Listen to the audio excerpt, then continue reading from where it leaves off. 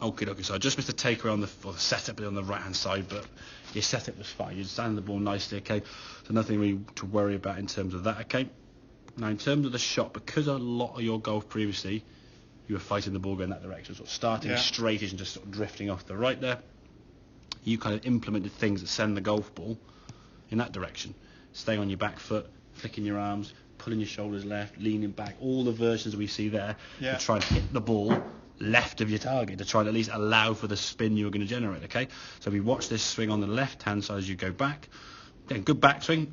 Everything's all lovely and dovey there. Great position, okay? As you start coming back down, okay? At this point here now, the body's starting to shift a little bit. You see the shadow on the ground sort of moving. As you get to back here now, it sort of stops and then pops up. And then look at your foot action. So the feet go kind of in sync, as we said, twisting around. And now what will actually happen is at this point, your weight's definitely going onto your back foot. And as you continue on, you kind of lean forward a little bit, as you can see there, and then kind of recover it to make a swing. That actually looks pretty good.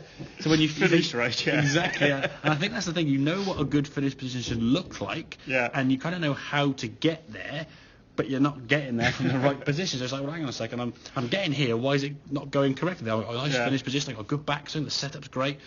But as you can see, at the critical point as you go in the golf ball, I'm still on my back. Those feet are spinning round there, and the proof's coming in the pudding. Your left foot doing that, there can't be any weight on that left heel because there's left heel spinning. Well, you can't put weight on that and then move your left heel. It's physically impossible. Okay, so if you can practice that move we said there, so just a rotation around that fixed point.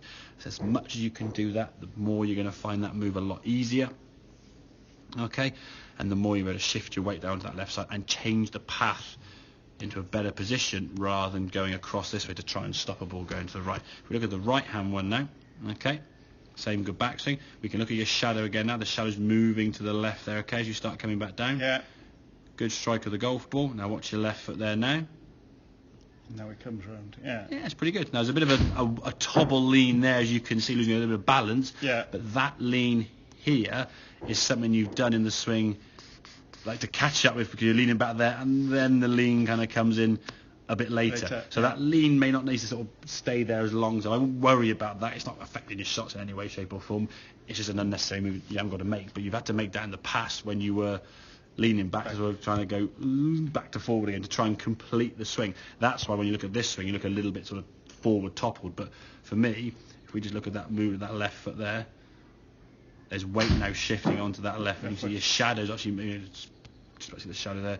You can see your shadows moving to the correct side, hence why your club's going back in the ball in a different direction. So a couple of those drills that we discussed there. Obviously the fixed point there with that left foot, you don't need the club there. You now know what the left foot should feel like, okay? The position where we get yourself to start with, and again, I'd probably like a welcome mat or something home. Start with the club here and then just drag that club through. To keep the club on the mat, these have to move forward, so the club will kind of finish in this position, obviously with your hands over here and the club there, so that dragging and sort of scraping of the ground, so to speak, as we call it, okay? And then the bumping drill, so you hit golf ball, and this could be like your warm-up, to be fair. Hit a few shots there, swing back, come down, come down. It's amazing how far the ball's going. 100 yards. Exactly, with nothing at all. I mean, you're hitting that. And that's just maximising your efficiency. When you're trying to swing flat out and full, because you were sort of coming across the ball and deflecting it a little bit, a lot of energy was being produced, minimal amount of energy to the golf ball. Now you're maximising your efficiency, you're putting less effort into it, but the ball's still getting 100% of what you're getting. So the swing at the moment now is a bit shorter and a bit slower, so it's your max distance is 107 yards, so we say the last was 107, well, that was a bad one there, but 107 yards. So you're creating 107 yards of power and speed and then giving 100% of that to the ball.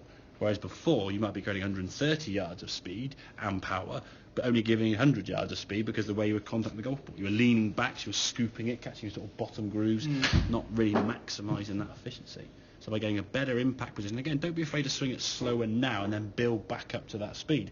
It's like, I don't know, if you were going to try and make a change in something, I know, anything, just always take a little bit more time to get used to that new, give your brain thinking time. Okay, in time you'll go back to fuller speed. Okay, just because that's what you can you can create that speed naturally. But when you're thinking about making a move, so the more you can do these little tiny drills, little and often, say, kind of up to you in terms of what you can do there. But I'm sure with a little bit of memory in some ways, much more than I got remember to do it, to be fair, today. When I'm brushing my teeth, just doing that there, or when you're at home watching the golf, just have a club in the living room, and when the adverts come on, because they always bore each other, just have a few movements there, just get that feeling of impact, and that will then start to become what you're used to doing.